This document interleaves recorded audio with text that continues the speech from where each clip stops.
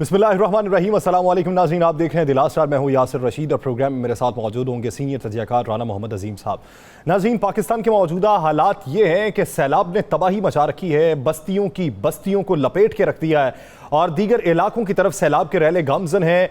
कहीं 2 लाख क्यूसेक का रैला गुजर रहा है तो कहीं पर 4 लाख क्यूसेक के भी इत्तलात हैं। बेशतर शहरों के अंदर इस वक्त सैलाबी सूरत हाल इस नहज तक आन पहुंची है कि ज़मीनी राब्ते मुनक़ता हो चुके हैं। फ़ज़ाई इमदाद भी बमुश्किल हो पा रही है। बहुत से लोग अपनी जानें बचाने के लिए इस वक्त पहाड़ों के ऊपर भी मौजूद हैं। कई लोगों को रेस्क्यू कर लिया गया है, लेकिन ज़्यादातर की तादाद अभी भी फंसी हुई है।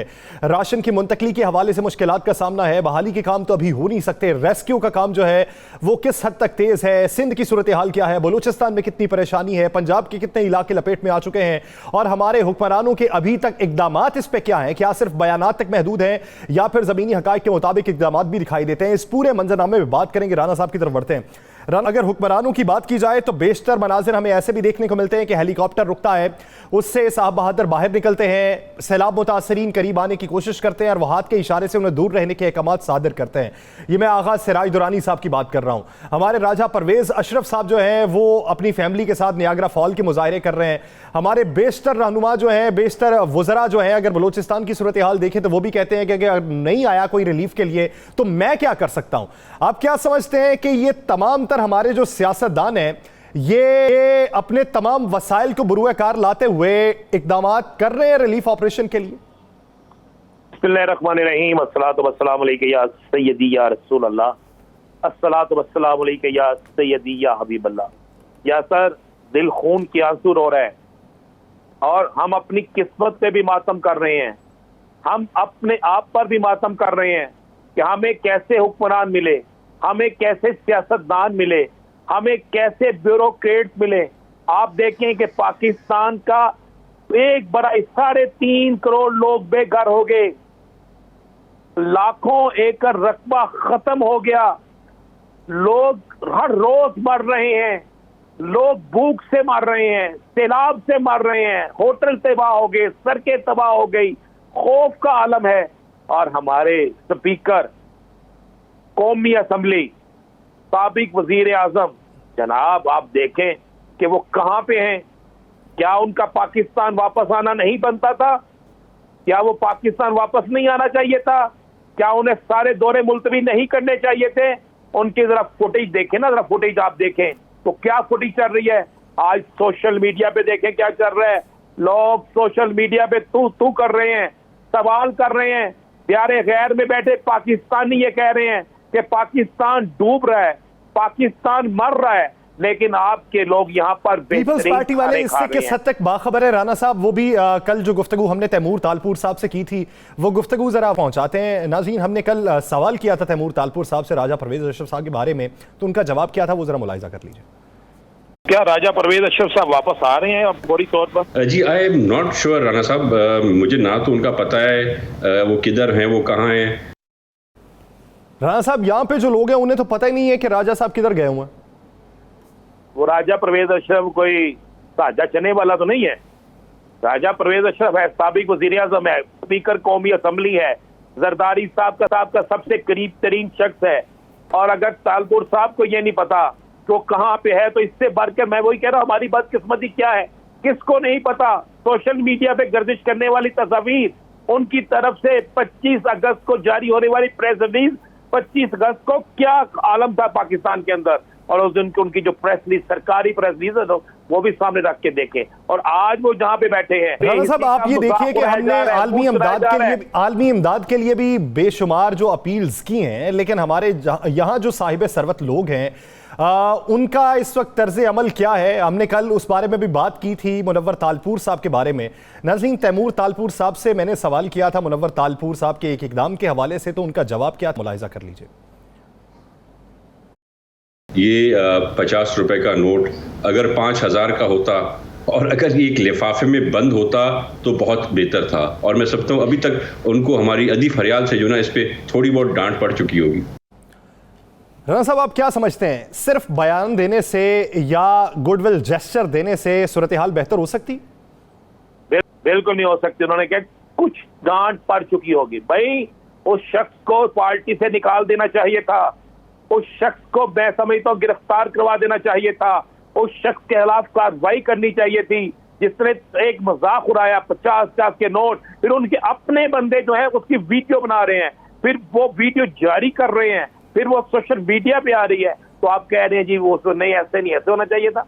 खुदा का खौफ करें, पुलिस उसके साथ थी और उसके साथ प्रोटोकॉल उसके साथ था, और जब लोगों ने उसे रोका तो उसने पैसे निकाल के देने 50 रुपए की, तो उन इलाकों में अब एक रोटी नहीं आती, एक नवाला नहीं आता। यासर, ये जो आज आपने एक और बात की है ना कि ये आज मरियम साहबा का ट्वीट, जरा उसका भी जिक्र मैं कर दूं। उन्होंने कहा जी गैर मुल्की जो हमारे वो सपोर्ट करे जो मुहैयर हजरात है, सबसे पहले होना क्या चाहिए था, हर सियासी जमात को मैं ये कह रहा हूँ, किसी एक को नहीं कह रहा, जनाब हसन नवाज, हुसैन नवाज की तरफ से आता ना, जनाब हमने इतने $1000 इसमें दे दिए हैं क्योंकि इसी पाकिस्तान के सपूत हैं। जनाब इसाक डार साहब के बेटे की तरफ से भी आता, जनाब वहाँ जिमामा खान की तरफ से भी आता, इसी तरह बाकी लोगों की तरफ से भी आता, तो मजा आता ना। मरियम साहबा पहले घर से शुरू करें, इसी तरह सियासतदान घर से शुरू करें, फिर मजा आता कि किसने क्या कहा है, क्या कह दिया जी। साहब अपनी जात से तो शुरू करना, अपनी जात से तो शुरू करना चाहिए, सबको करना चाहिए, लेकिन आज जहलुम के जलसे के अंदर जिस तरह अपील की गई है हुकूमत की तरफ से ओवरसीज पाकिस्तानियों से, जहलुम के जलसे में ये बात की गई है कि इनको पैसा ना भिजवाइएगा, इनको पैसा भिजवाने की कोई जरूरत नहीं है, ये खुद खा जाएंगे। क्या इस मौके के ऊपर इस तरह के बयानात किसी दूसरी तरफ से आने चाहिए? बिल्कुल नहीं आने चाहिए, लेकिन जो खान साहब ने कहा है आपको उसको भी देखना चाहिए, उसको भी अप्रिशिएट हुकूमत को करना चाहिए। उन्होंने कहा जी हम मंगवाएंगे, हम करेंगे, हम देंगे, हम लोगों को दे के आएंगे। ये देखें, ये दर्द सबका दर्द है, ये नहीं कहना चाहिए नहीं देना चाहिए, लेकिन ये सोचना चाहिए कि क्या क्रेडिट इतना खराब क्यों है, अपना माहौल इतना खराब क्यों है, क्यों ऐसे हालात पैदा हो गए हैं कि लोग एक दूसरे से ये कह रहे हैं। इस वक्त में तो सबको एक हो जाना चाहिए था, कोई काम नहीं करना चाहिए था, ना मुकदमात, ना पिटीशन, ना कुछ, सियासत खत्म करो, सियासत बाद में देखेंगे। ये मुल्क होगा तो सियासत होगी ना, अवाम होगी तो सियासत होगी ना, अवाम होगी तो आप वोट लेंगे ना, अवाम होगी तो आप हुकूमत करेंगे। ऐसा नहीं है यासर। आज मेरे पास ये 3 फुटेजेस आई हैं, एक फैमिली नहीं बल्कि ये 3 फैमिलीज है, तीनों फैमिलीज पे से एक बच्चा भी जो है नहीं बचा, एक बच्चा भी नहीं बचा। 3 की 3 फैमिलियां खत्म हो गई, उनकी जिंदगी खत्म हो गई, मर गए हैं सारे, जानवर मर गए, बह गए उसमें। मुझे उनका एक अजीज मिला, उसने कहा रोते हुए ये कहा कि मुझे तो ये नहीं समझ आती हम किस कब्र पे जाकर फातिहा पढ़ेंगे, हम कहां जाकर कहेंगे कि हमारे प्यारों की कब्रें यहाँ पे हैं, हम किसके पास जाएंगे, हम किससे फरियाद करें। उसने रोना शुरू कर दिया। मैंने वो सुना, खुदा की कसम, उससे वक्त से लेकर इस वक्त तक दिल खून के आंसू रो रहा है। या सर क्यों हम भूल जाते हैं। अब मैं फिर कहूंगा, लोग कहते हैं बात करते हैं, मैं कहूंगा कि हमारे 92 को क्रेडिट जाता है कि फाउंडेशन भी सब कुछ कर रही है, सब कुछ कर रही है। यार आधी रोटी हम अपने हिस्से की अगर ये बचा के उन लोगों को देनी शुरू कर दें, क्या सर हम अपने 2-2 सूट, अपनी जूतियां, ये चीजें ले जाएं, मेडिसिन ले जाएं, अपने अयाशी के पैसे, मैं वो अयाशी कहता हूं जो मैं बर्गर खाने जाता हूं, जो हम बर्गर खाने जाते हैं, छोड़ दे बर्गर, ले घर की खाना, आधा खाना खाना शुरू करें, उनको दे कर आए। अब वक्त है अपनी दुनिया और आखिरत संवारने का, इस मुल्क को बचाने का। निकले ना बाहर, क्यों नहीं निकलते। मुझे सैकड़ों मैसेज आए हैं लोगों के कि हमें शख्स वो चाहिए जो ईमानदार हो, जो हमारे पैसे वहां तक पहुंचा सके। लेकिन कौन पहुंचाएगा पैसे? वही पहुंचाएगा जिस पर यकीन होगा। तो ये वक्त है, अगर अब वक्त ना निकला तो मैं आपको लिख के देता हूं, खुदा की कसम ये लोग फिर आपसे छीन लेंगे। अब ये इंतजार नहीं करेंगे, अब ये धोखे में नहीं आएंगे, अब ये नहीं कहेंगे कि जनाब जिसका बेटा भूख से मर रहा हो उसको सामने कुछ नजर नहीं आता। फिर ना उसके लिए कानून होता है, ना उसके लिए आइन होता है, ना उसके लिए कुछ जुर्म होता है। जिसके घर में भूख नाच रही हो, जिसके घर में माँ बीमार पड़ी हो और उनको मेडिसिन के पैसे ना हो। आज आपने देखा नहीं, क्या हम बयान कर सकते हैं, क्या हमारी जुबान काम कर सकती है कि बच्चे बेचारे रोटी उस तालाब के पानी में भिगो कर खा रहे हैं। राणा साहब, मैंने एक वीडियो देखी है, वो मुझे मालूम नहीं आज की है, कल की है या परसों की है। सैलाबी रैला बह रहा है, कुछ पत्थर पड़े हुए हैं और वो सैलाबी रैले से कुछ बुलंद हैं। उसके ऊपर 2 छोटी बच्चियां बैठी हुई हैं जिनकी उम्रें बमुश्किल 5 से 6 साल होंगी, डरी, सहमी और भीगी हुई। नहीं मालूम कि वो कैसे वहां पे जाके बैठ गई हैं और उनके चारों तरफ सैलाबी पानी है। रेस्क्यू करने के लिए सिर्फ फजाई मदद हो सकती है, पानी के अंदर से उन्हें बचाया नहीं जा सकता। वो देख के दिल पे दहशत तारी हो रही। यस सर, वो बच गई बच्चियां। ये 5 दिन पहले की फुटेज है, मैंने इस पे भी काम किया था और हमारी फौज पाकिस्तान ने उन्हें बचाया, हमारी रेस्क्यू करने वाली टीमों ने उन्हें बचाया। वो बच्चियां खेल रही थी, अचानक सैलाब आता है तो उस पत्थर पे हो जाते हैं। अल्लाह का यही तो मौजज़ा है, यही तो अल्लाह की शान है।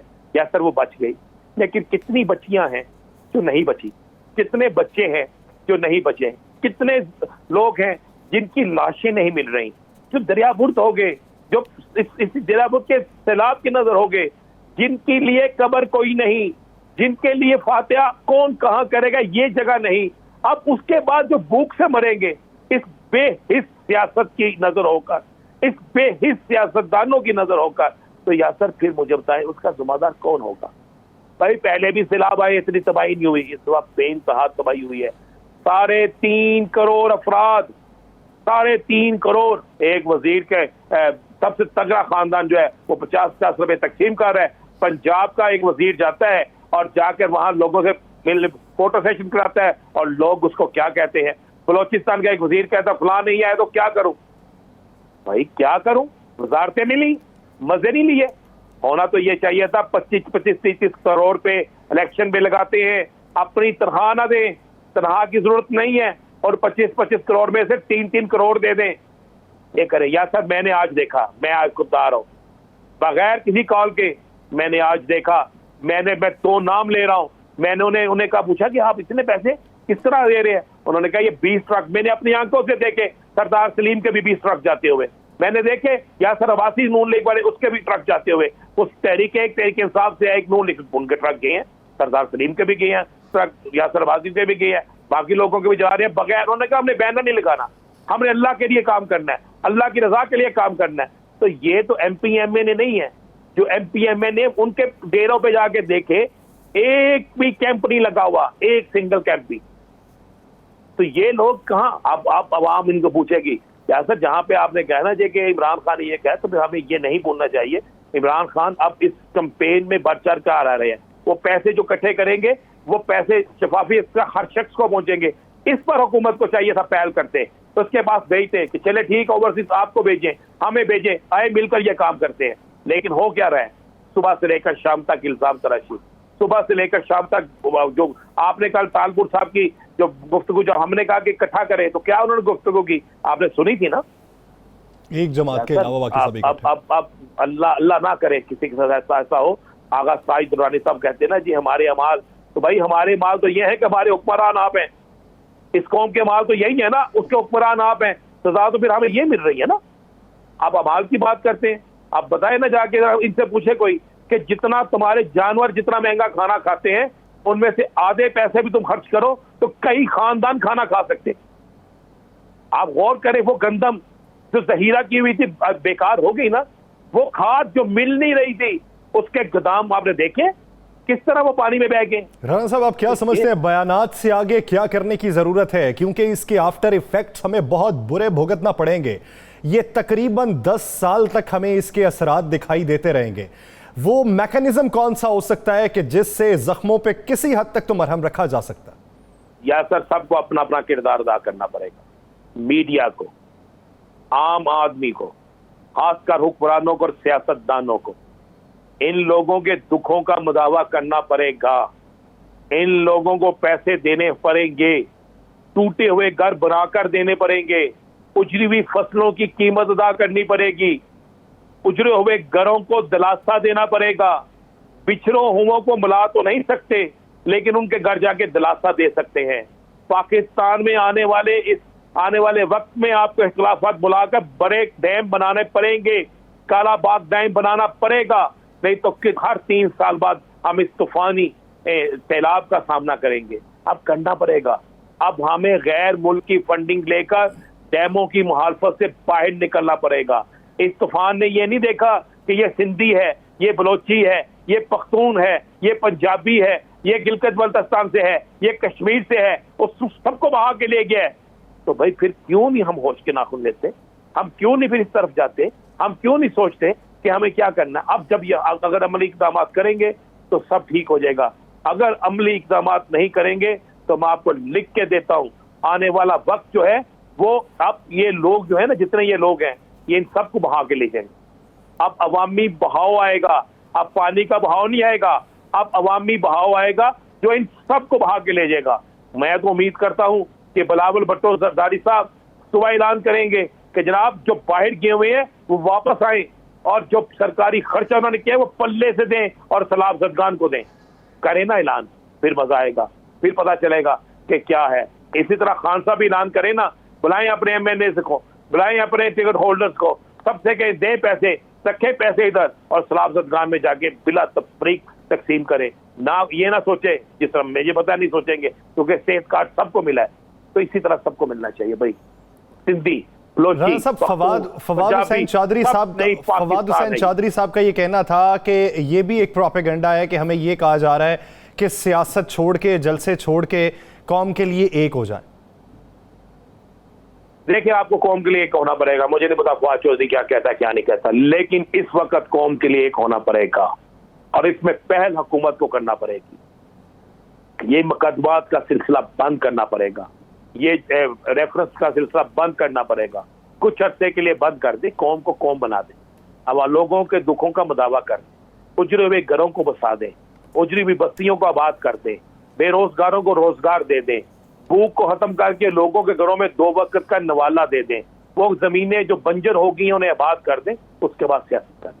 ये वक्त अब एक कौम बनने का है। ये नहीं बनेंगे ना, आप देखें अब लोग खुद निकल आए हैं। जिस तरह मैंने क्या कहा आपको कि मैंने 2 लोगों को आंखों से देखा है, सरदार सलीम को भी देखा है और राजा यासर अब्बासी को भी देखा है, वो ट्रक लेके जा रहे हैं, कौम खुद निकल पड़ेगी, बेइंतहा निकल पड़ेगी। MNA लेके जाए ना जाए, लोग जाएंगे। जब लोग लेकर जाएंगे तो आप सोच नहीं सकते। मैंने देखा भाई, पानी के ट्रक, अनाज के ट्रक, बिस्तर, खाना, डॉक्टर, मेडिसन, चावल, चीनी, घी और साथ नगद, ये सरदार साहब कल आपने तज़किरा किया था कि वो लोग जो कालाबाग डैम की मुखालिफत करते थे वो मौजूदा सूरत हाल देख के अब जवाब दें। अहमद वली खान साहब की ट्वीट सामने आई है, उनका ये कहना था कि यही वजह है जिसकी वजह से कालाबाग डैम हमने बनने नहीं दिया, कालाबाग डैम बना होता तो ज्यादा तबाही होती। मुझे अहमद वली खान साहब माजरत से, अगर उन्हें यही पता चल जाएगा कालाबाग डैम बनने से तबाही आनी थी या खुशहाली आनी थी, फिर मेरा मुझसे नाम ना कहलवाएं। क्यों कहलवाना चाहते हैं नाम? क्या तारीख गवाह नहीं है? क्या तारीख के सफात गवाह नहीं है? क्या आपको माजी में मिलने वाली चीजें गवाह नहीं है?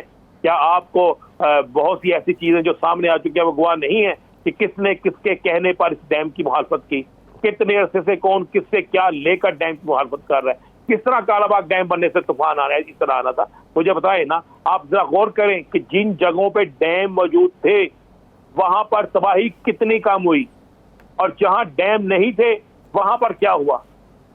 सवाल तो यही पैदा होता है ना कि जब आप खिसियानी बिल्ली खंबा नोचे के मुतरादिफ बयानात देना शुरू करेंगे तो फिर इस तरह के बयानात होंगे ना। जब आपको पता होगा कि सवाल हमारी शख्सियत के ऊपर किया जाएगा तो फिर उसका जवाब फिर इसी तरह ही घड़ के पहले ही लिख दिया जाता है।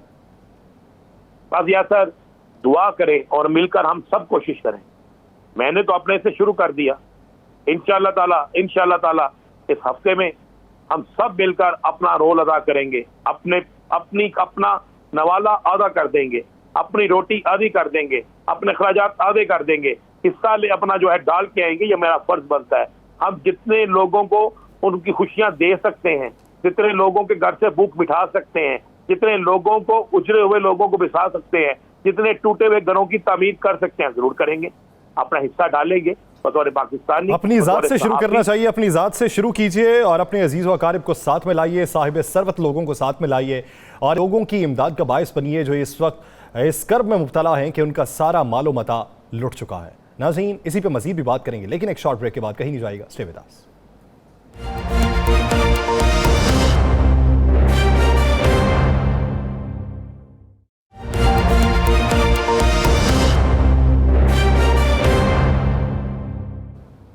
ब्रेक के बाद खुश आमदीद। नाज़रीन, सवाल ये है कि ये वक्त खिदमत खल का है या सियासत का है। सवाल ये है कि भाई यारों मददगार लोगों का मसीहा कौन बनेगा। सवाल ये है कि उनके लिए वसीला कौन बनेगा।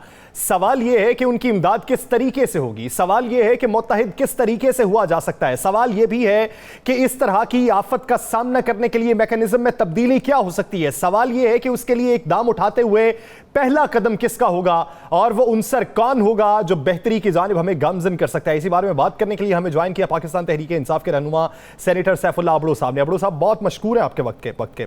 अबड़ो साहब, इस वक्त हमारे 2 से 3 सूबे ऐसे हैं जो ज्यादा तबाही का शिकार हुए हैं। जनूबी पंजाब हमारा, सिंध और बलूचिस्तान। सिंध के अंदर भी बहुत बड़ी तबाही हुई। आप क्या समझते हैं कि अब तक हुकूमती इक़दामात, तीनों हुकूमतें, सिंध हुकूमत, पंजाब हुकूमत, बलूचिस्तान और फिर वफाकी हुकूमत, क्या इनके इक़दामात तसल्ली बख्श हैं या फिर हमें मैकेनिज्म पर ज़ेर गौर करने की ज़रूरत है? थैंक यू यासिर साहब। एक्चुअली देखें, जैसे बुनियादी जो काम है ना, वो है प्रोविंशियल गवर्नमेंट्स का और जो वफाकी हुकूमत है उसका। लेकिन ये अनफॉर्चुनेट है पाकिस्तान की कि जो भी गवर्नमेंट वहाँ हैं, इवन बलूचिस्तान है या सिंध की है या पंजाब की भी है, तो वो जो उनको काम करना चाहिए था अभी तक उसमें वो कामयाब नहीं हुए।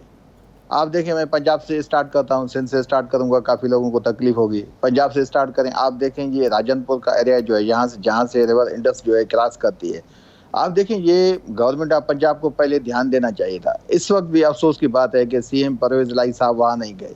इस वक्त तक वहाँ कोई भी उन्होंने कैंप नहीं किया। एक्चुअल उनको साउथ पंजाब में जाके कैंप करना चाहिए था, क्योंकि जहाँ ज़्यादा से ज़्यादा फ्लड से नुकसान हो रहा है, लेकिन अभी तक मेरे ख्याल में उनको नहीं है। आज भी मैंने देखा वो टीवी पे बैठे हुए थे और शायद कुछ लोग आ रहे हैं, उनको डोनेशन दे रहे हैं। तो मुझे उस पर भी अफसोस हुआ कि वो उनसे जो चेक वगैरह या जो डोनेशन है वो उठ के भी उनसे रिसीव नहीं कर रहे थे। वो चेयर पे बैठे हुए हैं, लोग वहाँ उसको हाथ में थमा रहे हैं। लेकिन ये अच्छी बात नहीं है कि खुदा ताला ने आपको इज्जत दी है और आप इस लेवल पे जाके लोगों को इतनी इज्जत में न दें कि कोई डोनेशन देने आया है। वो भी नवाबजादा नसरुल्लाह खान का शायद बेटा था जो उनके पास आया था, तो वो उनसे उठ के भी चेक लेना भी शायद वो पसंद नहीं कर रहा था।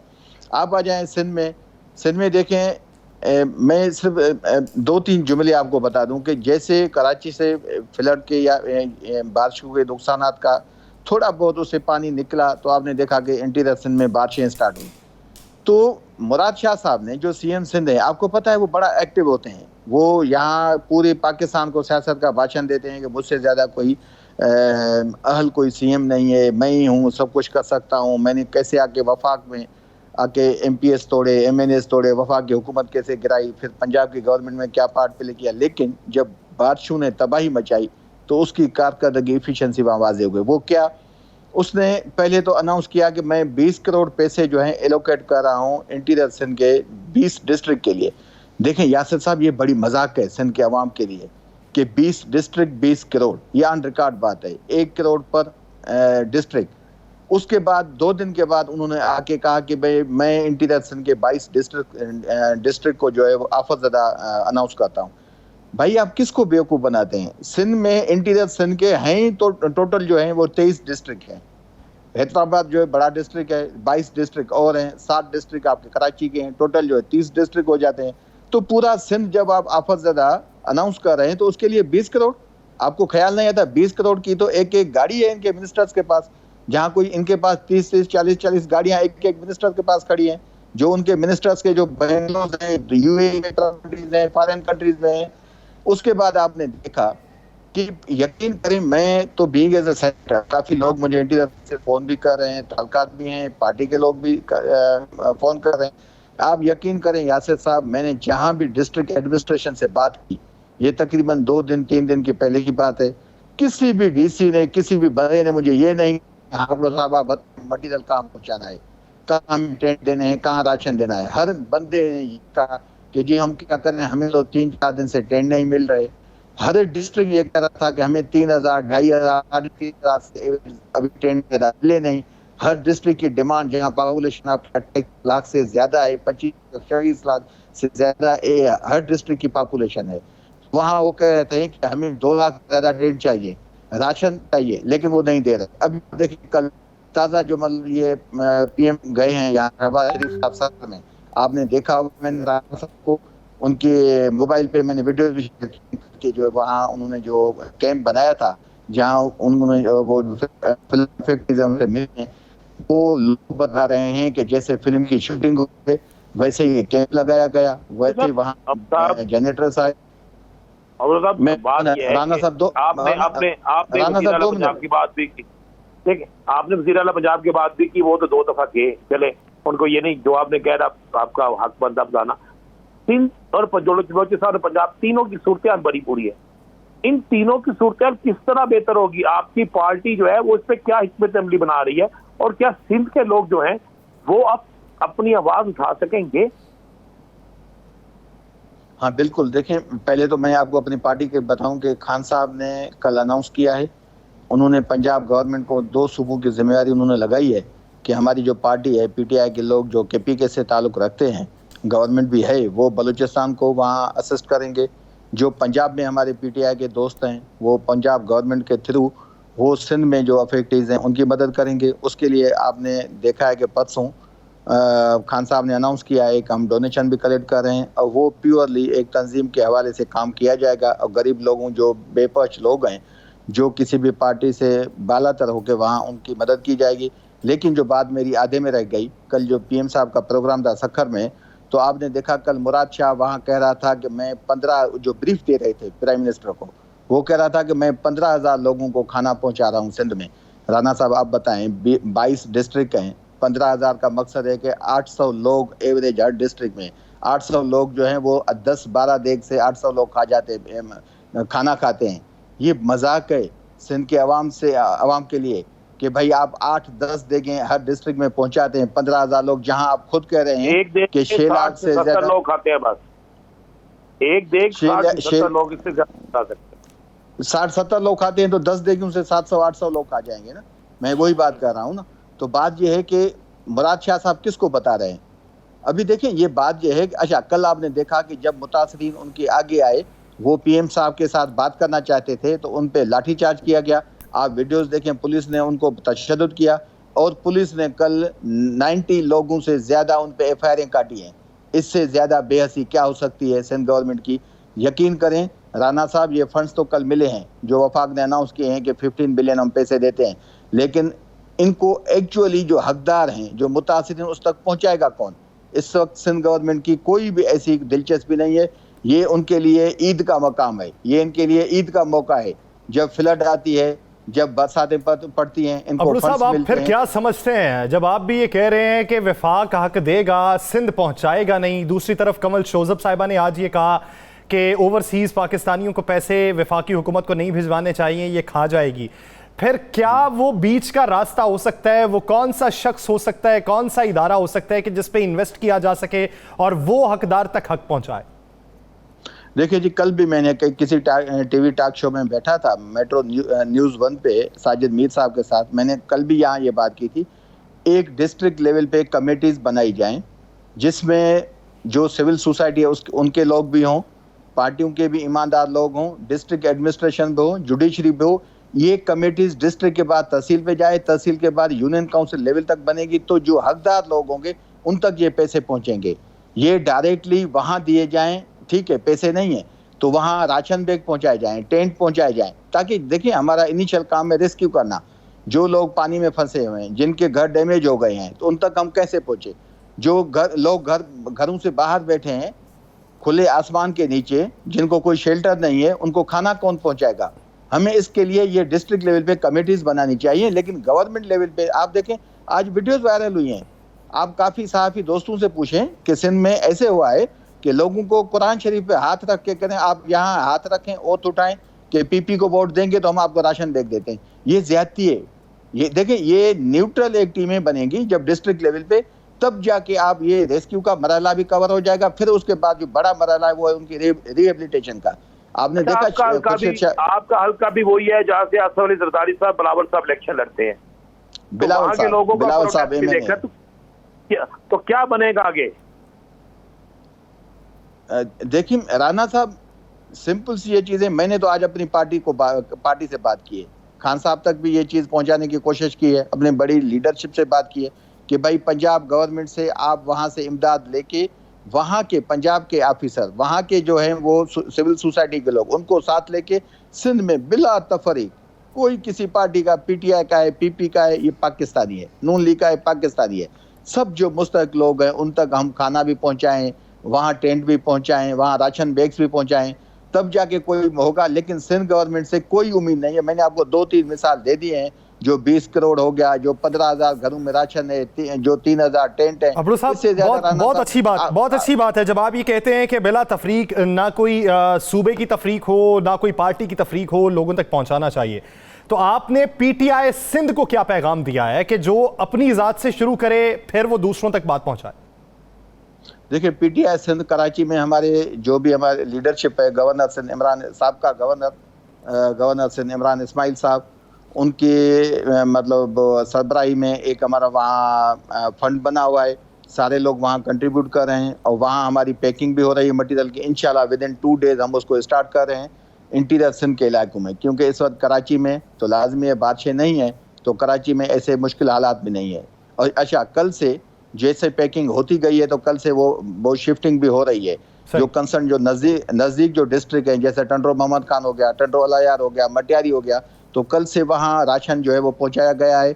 और इंशाल्लाह ये डेली लेवल पे रोजाना की बुनियाद पे ये सामान की तरसील होती रहेगी। ये बहुत अच्छी बात है। अपनी ज़ात से शुरू करें, अपनी पार्टी से शुरू करें, बिला तफरीक सब लोगों की मदद करें। सबसे पहले हम पाकिस्तानी हैं, फिर किसी पार्टी से ताल्लुक़ रखते हैं, तो पाकिस्तानियों की मदद कीजिए, आगे बढ़िए, ताकि कल को वो भी अपने जहनों में आपके नाम को नक्श कर सकें। बहुत शुक्रिया सैफुल आबड़ो साहब इस हवाले से अपना वक्त देने के लिए। नाज़रीन, सियासी मंजरनामे में भी बात करेंगे एक शॉर्ट ब्रेक के बाद, कहीं नहीं जाएगा। Stay with us.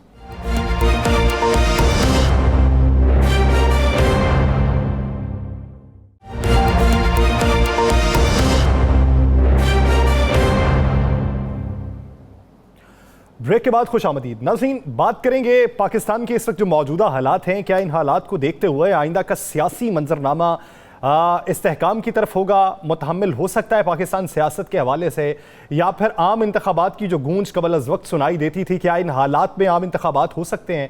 ये एक बुनियादी सवाल है। राना साहब, क्या समझते हैं कि इस वक्त पाकिस्तान जिस तबाही का शिकार हो चुका है, रिहेबिलिटेशन की हमें ज़रूरत है, हमें इमदाद की ज़रूरत है, हमें बहाली के कामों की ज़रूरत है, उसके साथ साथ रेस्क्यू के ऊपर अमले को बढ़ाने की ज़रूरत है, तो क्या आप समझते हैं कि कबल अज़ वक्त इंतखाबात की जो गूंज सुनाई देती थी अभी भी उस पर अमल हो सकता है? नहीं, बिल्कुल नहीं हो सकता। जब जो हालात पैदा हो चुके हैं, और मैं समझता हूँ कि फौरी तौर पर निगरान सेटअप आ जाना चाहिए कुछ अर्से बाद, और निगरान सेटअप आके इन हालात को बेहतर करे ताकि सियासी अदावतें खत्म हो, ताकि तमाम सियासी जमातें जो है निगरान सेटअप को कबूल करके खुद भी इस काम में लग जाएं। और जब ये निगरान सेटअप होगा तो बहुत से उम्मीदवार जो होंगे ना आइंदा आने वाले इलेक्शन के, फिर वो खुद भी जाके हलकों में काम करेंगे। फिर वो जाके चाहे अपने इलेक्शन को जीतने के लिए, चाहे किसी और मामले के लिए, कुछ ना कुछ वो जरूर करेंगे। तो ये होना चाहिए। लेकिन अगर अब ये कहा जाए कि आइंदा 2 या 3 या 4 माह में इंतखाबात हो रहे हैं, तो वो इन हालात में दूर दूर तक हम नजर नहीं आ रहे। देखो, 3.5 करोड़ लोग हैं, उनके घरों को बसाना, इतनी आबादी को दोबारा सेटल करना, इसमें कई साल लगते हैं, कई साल। ये नहीं मैं कह सकता कई साल हुकूमत चलेगी, लेकिन ये मैं कह सकता हूँ कि अब कई माह जो है वो इलेक्शन होते नजर नहीं आ रहे। हाँ, लेकिन ये जरूर होता मुझे नजर आ रहा है कि शायद निगरान सेटअप जो है वो वक्त से बहुत पहले आ जाए। ये मैं आपको बता रहा हूँ, जो जिसके आसार भी नजर आ रहे हैं, जिसके इम्कानात भी नजर आ रहे हैं, और जिस पर काम भी हो रहा है। इसलिए कि अब सियासी अदावत, सियासी मुखालफतें इस कदर बढ़ चुकी हैं कि इस इतने बड़े साने, इतने बड़े अलमिया के बावजूद भी वो चीजें कम नहीं हो रही। दोनों ही तरफ से फायदबंदी नहीं हो रही, बल्कि फायदबंदी तेज हो रही है, और ऐसी फायदबंदी हो रही है जिससे अवाम की तवज्जो रिलीफ से हट के दूसरे तरफ जा रही है। तो इन हालात में जो है एक निगरान सेटअप जो है उसकी तरफ मुझे कुछ चीजें जाती हुई नजर आ रही है। निगरान सेटअप की तरफ जाती हुई चीजें दिखाई दे रही है। राना साहब, मैं आपकी तरफ वापस भी आऊंगा। बीएपी के रहनुमा ज़हूर वलीदी इस बीच हमें ज्वाइन कर लिया है। हुजूर, बहुत शुक्रिया आपके वक्त का। अच्छा वलीदी साहब, जो मौजूदा सूरत हाल है आपके बलोचिस्तान की, आप क्या समझते हैं कि आपकी हुकूमत अपना तमाम इकदाम ठीक कर चुके? देखें जी, बलूचिस्तान में सैलाब ने तो इंतहाई तबाही मचाई है। यहाँ पर जिस तरह आपके टीवी फुटेजेस में और सोशल मीडिया में जो दिखाया जा रहा है, बल्कि हालात इससे ज़्यादा वर्स हैं। बलूचिस्तान का एक डिवीज़न तो बिल्कुल डूब चुका है, जिसमें नसीराबाद डिवीज़न है, जाफराबाद, जालमस्ती, सोबतपुर, और ये सारे इलाके ज़ेरे आबाद हैं। इसके अलावा लसपीला डिस्ट्रिक्ट भी तकरीबन डूब चुका। राना साहब, जिस तरह बुलीदी साहब ये तो हालात ही बता रहे हैं ना कि हालात इस वक्त कितने मुश्किल में हैं, कितने इलाके डूब चुके हैं। इक़दामात के हवाले से क्या आपको दिखाई देता है बलूचिस्तान ने सही इक़दामात किए? बिल्कुल सही इक़दामात नहीं किए। आप ये देखें कि वज़ीर आला बलूचिस्तान कितने दिनों बाद सैलाब ज़दगान की इमदाद के लिए निकले। कितने वज़रा थे जो वहां पे आपको एक्टिव नजर आए। ये हम नहीं कह रहे, ये इनके अपने लोग कह रहे हैं। वहां को सूरत नजर नहीं आई। वहां पर एक तो बड़ी बदकिस्मती है कि बलूचिस्तान के वज़रा बलूचिस्तान में रहते कम है। बलूचिस्तान के वज़रा की रहायशगाहें जो है वो सिंध के अंदर कराची में मौजूद होती हैं। उनकी अक्सर की रहायशगाहें पाकिस्तान से बाहर होती हैं। तो इसी वजह से देखें, सबको पता था बलूचिस्तान की क्या सूरत हाल है, उसमें तवज्जो देनी चाहिए थी। बलूचिस्तान की अगर तवज्जो दी गई होती तो शायद इतनी तबाही ना होती। आप याद करें कि ईद उल अज़हा के मौके पर वहां पे जो सैलाब आया था, जिससे पूरी एक बक्कर मंडी जो थी वो बिल्कुल बर्बाद हो गई थी, कई आबादियां तबाह हो गई थी। तो उसके बाद नजर आ रहा था कि क्या होना है, तो उसको कंट्रोल क्यों नहीं किया गया? उसमें वफाक का भी बड़ा जुर्म है कि वफाक ने हालात देखते हुए उनकी मदद क्यों नहीं की, और वहां की हुकूमत ने वफाक के आगे ये चीजें क्यों नहीं रखी? जिसके बाद हुआ क्या कि आज बलूचिस्तान का मैं समझता हूँ 85% हिस्सा जो है वो तबाह हो चुका है। वहां पर चीज कोई मौजूद नहीं है, सारे रास्ते कट चुके हैं, ट्रांसपोर्ट लेकर हर चीज वहां पे खत्म हो गई है।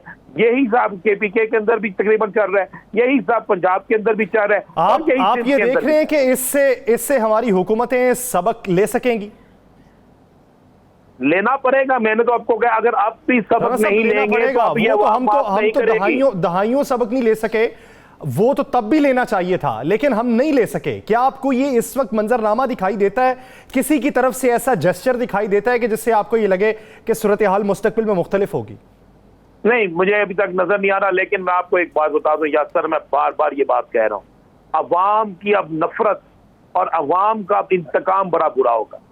अब अगर कोई ये सोचे कि आज से 20 साल पहले या 15 साल पहले वाले सैलाब, उसके बाद दोबारा अवाम को जाके दिलासे दिए, झूठे नारे लगाए और वोट ले लिया, अब ऐसा नहीं है। अब सोशल मीडिया का दौर है, अब बाकायदा मीडिया का दौर है। हर शख्स ने हर चीज देखी है। जिसके, मैंने पहले कहा कि जिसके बच्चे भूख से मार रहे होंगे वो खामोश नहीं बैठेगा, जिसका घर टूट गया वो खामोश नहीं बैठेगा, जिसकी जमीन से फसल खत्म हो गई वो खामोश नहीं बैठेगा, जो भूख से मर रहा है वो खामोश नहीं बैठेगा। उसके लिए फिर हुक्मरान और ना ही कोई कानून नाफिज करने वाला दायरा कोई अहमियत नहीं रखेगा। वो सोच के अब इंतकाम लेगा, और इंतकाम उसी सूरत में खत्म हो सकता है कि अब हुक्मरानों को होश के नाखून लेना पड़ेंगे। अगर इन्होंने होश के नाखून ना लिए तो आप ज़हन में रखें, आने वाला वक्त जो है किसी भी सियासी जमात जिसकी हुकूमत है जो नहीं ठीक काम करेगी उसके लिए अच्छा नहीं होगा। राना साहब, एक आखिरी सवाल, आपने बात की थी इसका हल निगरान हुकूमत हो सकता है कि तमाम जो लोग हैं, जो रहनुमा हैं, जिन्होंने इंतखाबात में खड़े होना है, वो अवाम में निकले और अवाम को कुछ डिलीवर कर सकें। क्या आपको ये लगता है कि दोनों तरफ से कंसेंसस हो जाएगा कि शख्सियात के ऊपर जो निगरान हुकूमत का हिस्सा होंगी? जिन्होंने निगरान हुकूमत बनानी है, जिन्होंने फैसला करना है, वो इन दोनों से पूछेंगे जरूर, लेकिन जरूरी नहीं कि दोनों की मर्जी या मुशावरत शामिल हो।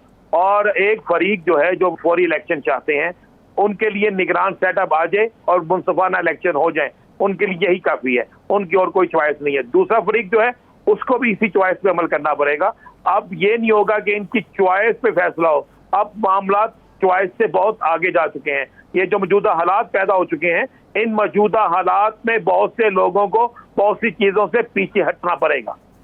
सही, सियासी मफादात को बालाए ताक रखते हुए बहुत सी चीज़ों से पीछे हटना पड़ेगा। पाकिस्तान के जो मंजरनामा है उसको देखते हुए आपको वो इकदाम करने की ज़रूरत है जिससे पाकिस्तान कुछ बेहतर हो सके, ये जो नुकसान है इसका कुछ हज़ाला हो सके, लोगों के ज़ख्मों पे मरहम रखा जा सके। नाज़रीन, मुझे और राना अज़ीम साहब को दीजिए इजाज़त, प्रोग्राम का वक्त ख़त्म हुआ चाहता है। अपना बहुत सा ख्याल रखिएगा। अल्लाह निगहबान।